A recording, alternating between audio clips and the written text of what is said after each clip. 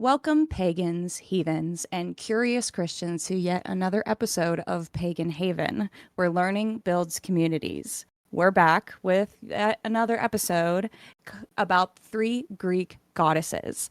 I'm your host, Astrid Dawn, And I'm James, your co-host. and we are so excited to be back. Unfortunately, we were gone for a bit because of the fact that I had to have major surgery. And unfortunately, I thought healing from that surgery wouldn't be as taxing as it was. So it took a little bit more time for me to heal and come back to you guys. But, anyways, getting into the topic of our podcast today, we're talking about three Greek goddesses named Hecate, Hystacia, and Artemis. Now, I'm actually going to be the one describing Hecate and Hystacia to you guys, while James has done a deep dive into Artemis's history. Well, a relatively deep dive. So the first goddess we're going to talk about today is Hecate. Now, Hecate could be pronounced many different ways depending on the practicer's preference. Some people call her Hecate, Hecate. People say Hecate more often. They say it sounds more like a witchy kind of name. As far as we know, there's no right or wrong because we don't know how it's pronounced. So, And they're all pretty spooky, so it doesn't matter. You wouldn't want to run into somebody called Hecate or Hecate. right. So I am going to pronounce it as Hecate as we're going through this. So Hecate is the goddess of mainly crossroads and sorcery, and it is also known as one of the protectors of the household. Zeus, Hystacia, Hermes, and Apollo being some of the other gods that were also considered part of the households. Known widely as the chief goddess presiding over magic and spells, she was mostly associated with necromancy and ghosts being one of the gods of the underworld. Lovely. Absolutely lovely thing to be a goddess of. Necromancy. Yeah, right. It's more of, the afterlife aspect of it because people will look at necromancy ghosts and see spooky and whatever, but it's a normal path of life. Death is that path, and death may not always be glamorous, but it's a part of it. And that is Hecate's main job in Greek mythology because she is actually the one who is guarding the threshold between the human world and the spirit world. Some of the other things that she's known to be associated with is protection from witchcraft, as she is one of the goddesses of witchcraft. You can also use it as protection from maybe malicious witchcraft that would be used against you. Such as hex bugs and all that sort of stuff. Yeah, poultices and stuff. She's also associated with the moon, being from her mother. Her mother is a titan that is very well associated with the moon, and she has that aspect from her.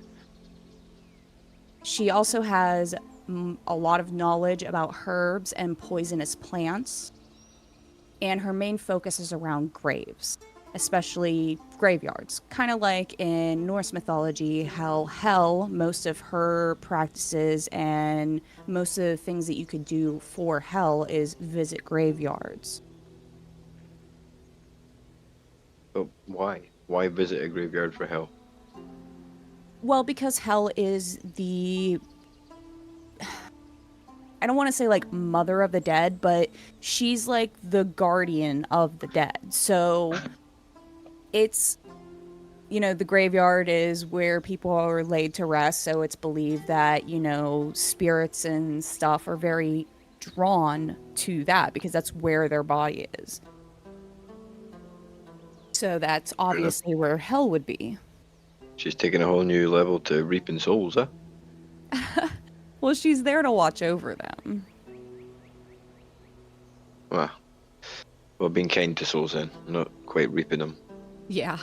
I mean, I guess you could say that's kind of like the Grim Reaper. You're ferrying souls to the other side, but even so, the Grim Reaper also has a bad rap for himself as well. All he does is just ferry souls.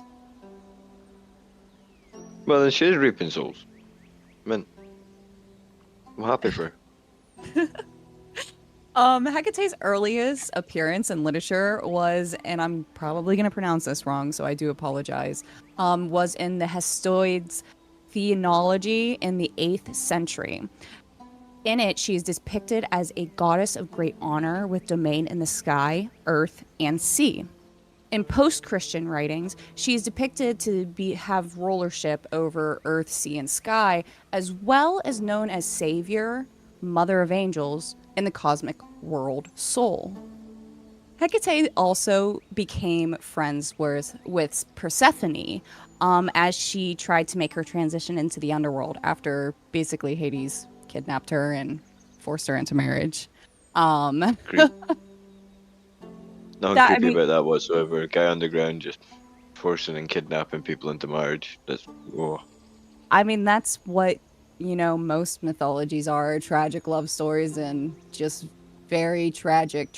Like no one should be kidnapped. Hades was actually really grateful for Hecate because she befriended Persephone and made it easier for his new bride to, get used to her new life being in the underworld. She did have freedoms to go onto Earth. I think it was for 6 months. And then the other 6 months that she had to spend in the underworld with Hades. So Hades actually invited Hecate to live in his kingdom, and it wasn't like she was trapped. She actually had the freedom to come and go as she pleased, unlike Persephone. Demeter, who is Persephone's mother, actually came to Hecate and begged for her help to at least to save her daughter, which the best she could do was to befriend her. Hecate was also seen with a few animal familiars. Most of them came from from people that were reincarnated into her animal familiars, and one such animal familiar was her black dog.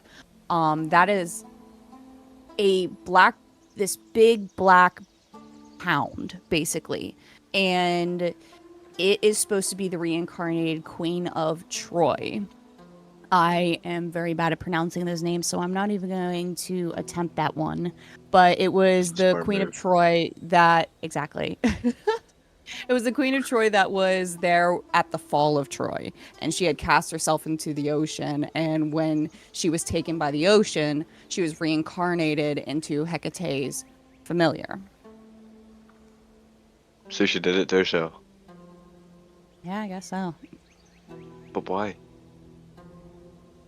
Well, because she didn't want to be captured. Must have been the only for well, yeah. She was a queen. Then She again, wasn't going to be captured by the enemy.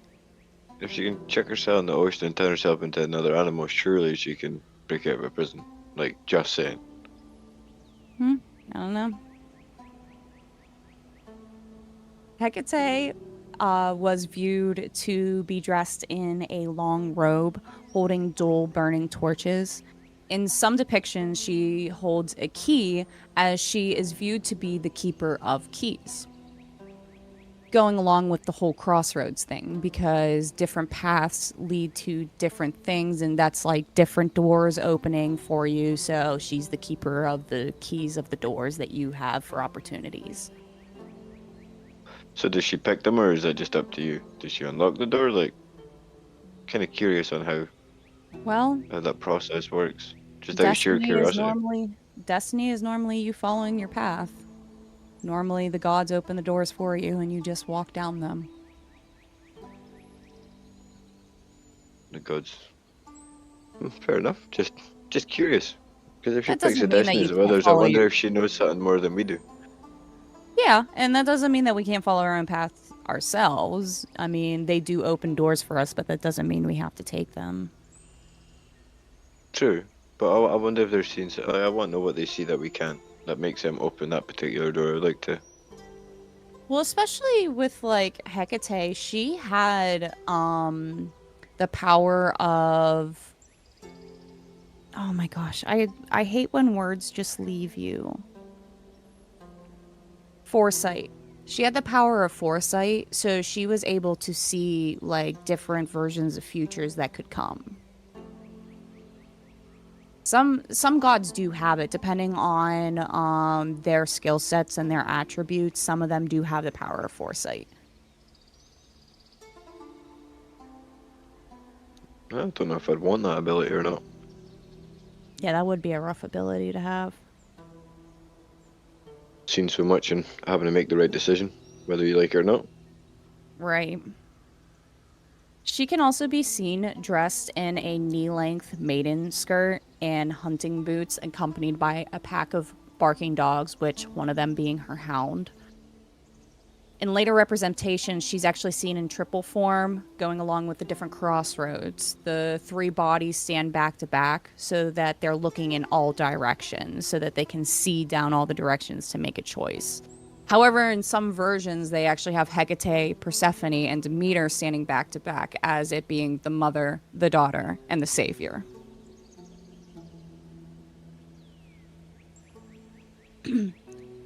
In modern day, Hecate is actually known for choosing her witches that will join her horde. That's what her followers are called, is her horde.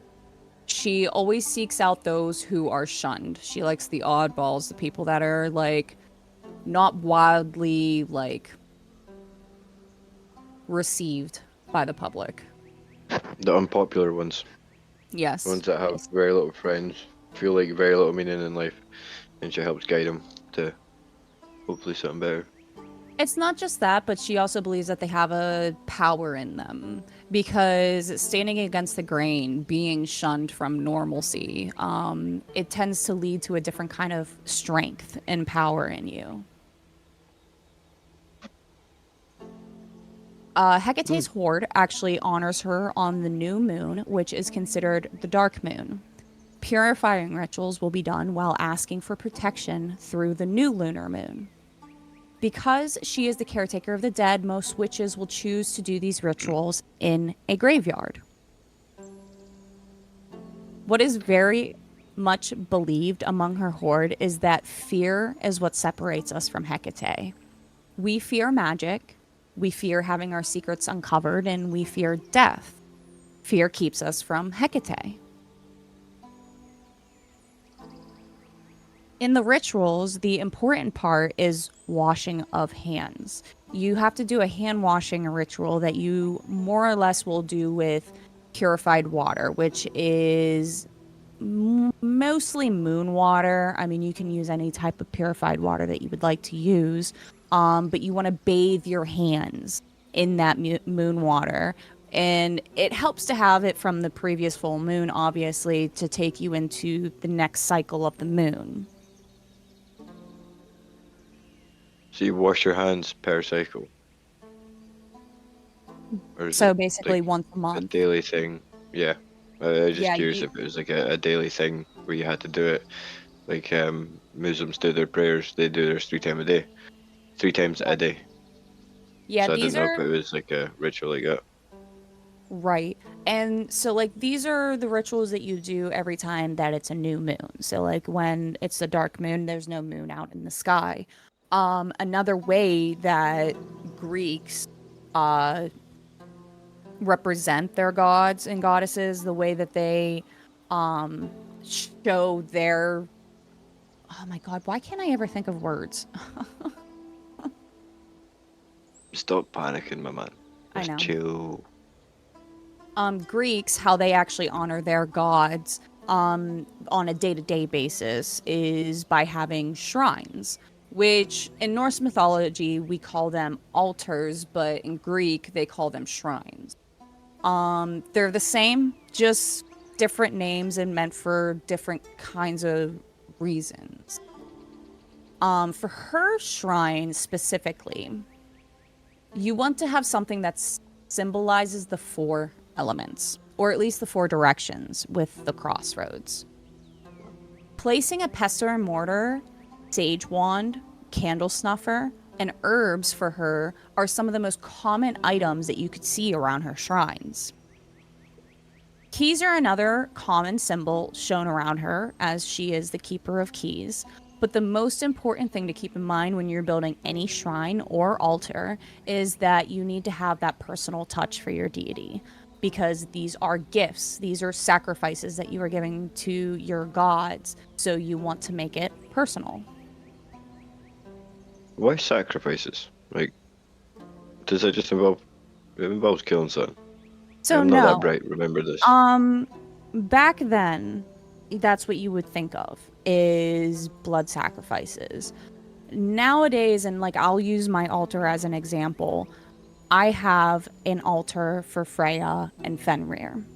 And I made a sacrifice to the altar, which is this like polar bear music box thing, because like I'm obsessed with polar bears and it's my sacrifice that I've given to my gods. So it's part of their altar and their space. Right. So putting one of your most prized possessions in their space makes it part of the altar. Basically, it's your sacrifice to Right. them. Just want to double check. Yep. Learning curve for me as well as just everything else. Hey, that's why we're here to learn together. But that is the quick rundown that I have for you guys on Hecate today. So we are going to swap over to James, who is going to explain to us about the goddess Artemis. So today I'm going to talk to you about the Greek goddess Artemis. In Greek tradition, Artemis is the daughter of Zeus and Leto, and the twin sister of Apollo. In most accounts, the twins are the products of an affair, shall we Extramarital. say? I can't say that word, so yeah, extramarital. That's it. Zeus' wife Hera forbid Leto from giving birth anywhere on land. So since Delos was the only place to refuge Leto, allowing her to give birth to her children, in most accounts, Artemis is born first, then proceeds to assist Leto in the birth of the second twin, Apollo. So, a lot of things that people don't actually know is that when gods and goddesses are born, there's different kind of instances that you will hear about. Sometimes they say that the gods are born as adults themselves, like they are fully born as who they're meant to be. Other accounts will say that gods are born as babies, but they have the same mentality and the same mindset and who they are that they will become as an adult. So that's how like a newborn could help deliver her twin. So Artemis was a child nurturing god, and the patron and protector of young children, especially young girls. Artemis was worshipped as one of the primary goddesses of childbirth and her midwife, along with Iphigenia. I can't pronounce her name. Can't say that's right. And Hera. I Artemis actually was don't know also a what patron of. Oh, sorry. I There you actually didn't know what goddess you were talking about for me to be able to help you. go. Eileithya.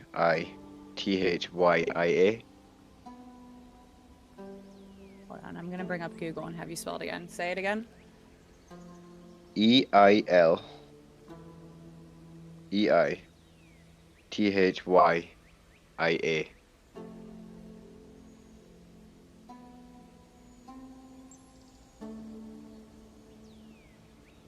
Oh my gosh, I don't even know how to say that.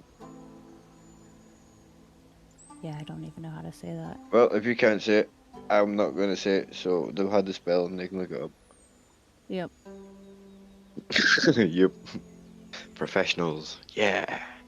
We got this. Oh, somebody's going to put on the reviews. Could it be better? Right. Be disappointed if they don't. So, right. Artemis was also a patron of healing and disease, particularly among women and children, and believed to send both good health and illness upon women and children. So Artemis was also one of the three major virgin goddesses alongside Athena and Hestia? Hestia. Hestia. There you go. So that's quite a major thing, being one of the three, yeah? Yeah. And Hestia is the one we're going to be talking about next. Being a virgin goddess was actually made you very powerful in Greek mythology, because a lot of Greek mythology is about romantic tragedy. I wonder why. Always ended the same way. Never learned, did they? No, that's just the role of the world, I guess, because humans are the same way. Yeah. So, Artemis preferred to remain unmarried. She was an unmarried maiden for most of it, and was one of the three Greek goddesses over whom Aphrodite had no power. Yeah, Quite an Aphrodite, the ability. goddess of lust and love. Yep. So, keeping your virginity means that God had absolutely zero power. Yep. Do you think that worked for the same people that worshipped him? I would imagine so if they took oaths to or well, I don't know if it I think they would have to take the chastity oath to do so, to have that protection. Speaking of chess, we're just get into the chastity. So, in myth and literature, Artemis presented by a hunting goddess of the woods, surrounded by her chastity band of nymphs. In the myth of Actaeon, I think it is, when the young And you huntress, sorry, sorry, you had asked me before about what nymphs are. Nymphs are actually normally feminine creatures that are born from like nature. They're they're kind of people, but not really because they're kind of mixed with nature itself. They would be like, you play Skyrim? yeah, of course I do. You know That's those, that's a you know stupid those question. nature things that come after you. This, like the sprigs or whatever the fucks they're called. The tree people, yeah. Yeah, they're kind of like that, but they're different depending on what nature that they take after and what kind of form that they take. In the myth of Actaeon, when the young hunter sees her bathing naked, he is transformed into a deer by the angered goddess and is then devoured by his own hunting dogs, who cannot recognize their master. Ugh, could you imagine? Jeez. I know, like, being eaten by a dog's bad enough, but by your own dog, Right. that would hurt more, especially if you Mm-hmm. have a bond with them at such level, especially as gods and goddesses. Right. Anyway, Callisto, I think that's how we pronounce that. The girl is driven away from Artemis's company after breaking her vow of virginity, having lain with and been impregnated by Zeus. In the epic tradition, Artemis halted the winds blowing the Greek ships during the Trojan War, stranding the Greek fleet in Aulis, after King Agamemnon. So the leader of the expedition shot and killed her sacred deer. Artemis demanded the sacrifice of Iphiangi? Yeah, I'm not pronouncing that. It's Agamemnon's young daughter, as compensation for her slain deer. In most versions, when Agamemnon's young daughter is led to the altar to be offered as a sacrifice, Artemis pities her and takes her away, leaving a deer in her place.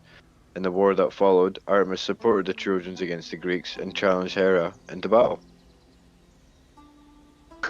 Artemis was one of the most widely revered of the ancient Greek gods. Her worship spread throughout ancient Greece, with her multiple temples, altars, shrines, and local veneration found everywhere. Her great temple at Ephesus was one of the seven wonders of the ancient world. Before it was burnt to the ground, Artemis symbols included a bow, an arrow, a quiver, hunting knives, and a deer, and the cypress were sacred to her. Diana, her Roman equivalent, was especially worshipped on the Aventi Hill in Rome near Lake Nemea and in the Alban Hills.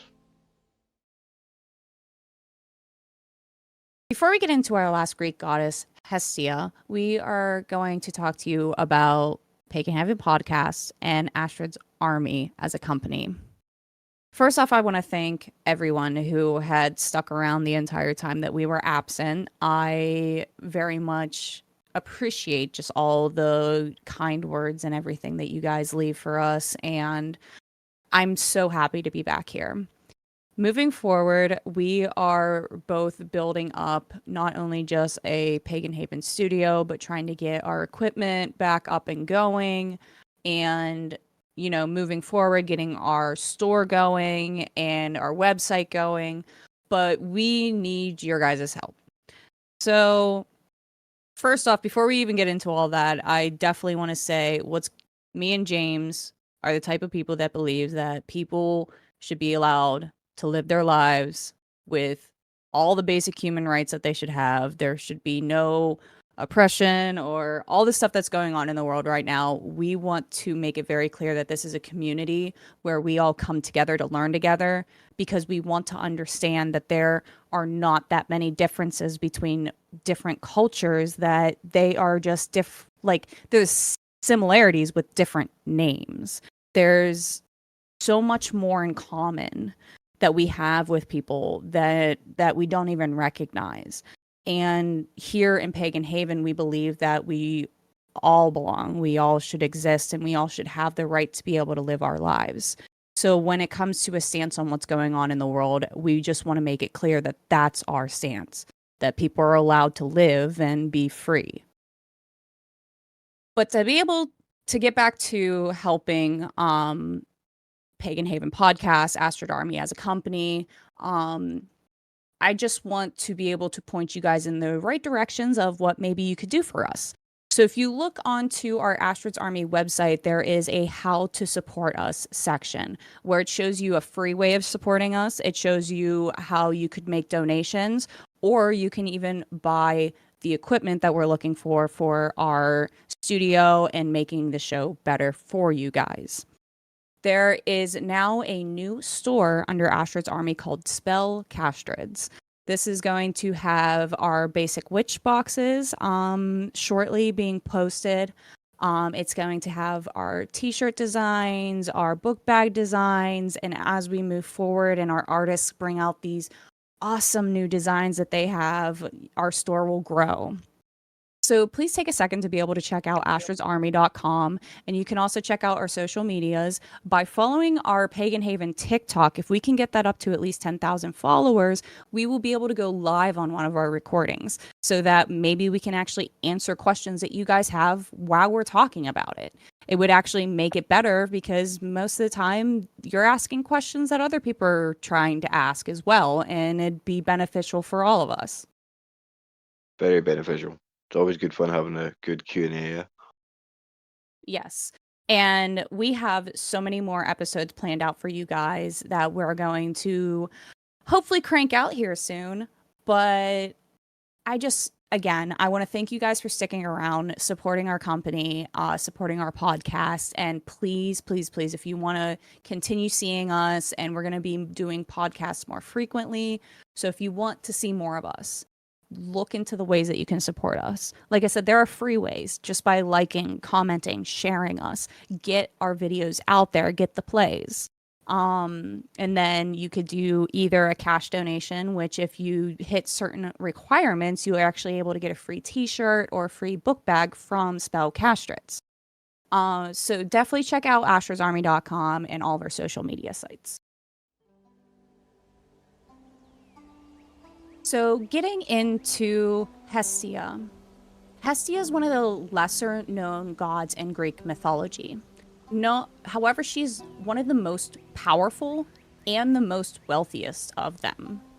She's the goddess of the hearth and the sacrificial flame, which allows her to share a share of every sacrifice given to gods. Because of the fact that it's her flame that you're using to sacrifice for the gods, she gets every portion of every god's sacrifice. She's quite greedy there, just taking a portion of every sacrifice on the house. Just like that. Well, I mean, like, she is the one who provides the fire, so it's her tax, I guess. Goddamn tax man. She's also the goddess of home, and she often presides over cooking of bread and preparation of family meals. She was the eldest and the youngest of her 6 siblings. Her father, the Titan Cronus, was warned by his mother Gaia that one day his children would overthrow him. His wife Rhea, who was also his sister, gave birth to their first child, Hestia. Cronus swallowed her and every child after her. Zeus was actually the last born and forced his father to disengorge Hestia, Poseidon, Hades, Demeter, and Hera. They came out in the order that they were swallowed, which meant Hestia, the eldest of her siblings, was now the youngest, which Zeus took on the role of the eldest. She was well sought out for her hand in marriage, but Hestia did not wish to wed. After numerous proposals, and one of them being her brother Poseidon being very adamant about the fact that he really wanted Hestia's hand in marriage, Hestia went to Zeus and begged him to remain an eternal virgin. And he did agree, so she swore an oath on Zeus's head. Well, that's her own brother chasing after her and everything. That's a bit mad. I won't lie Well, there.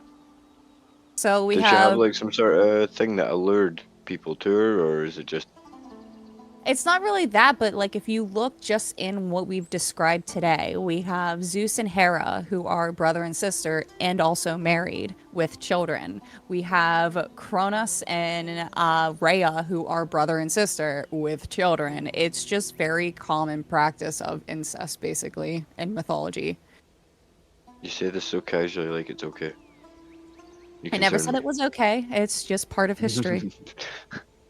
Well, fair enough. They like to keep it in the family. They like to keep it in the family. It's Hey, explains the bloodline.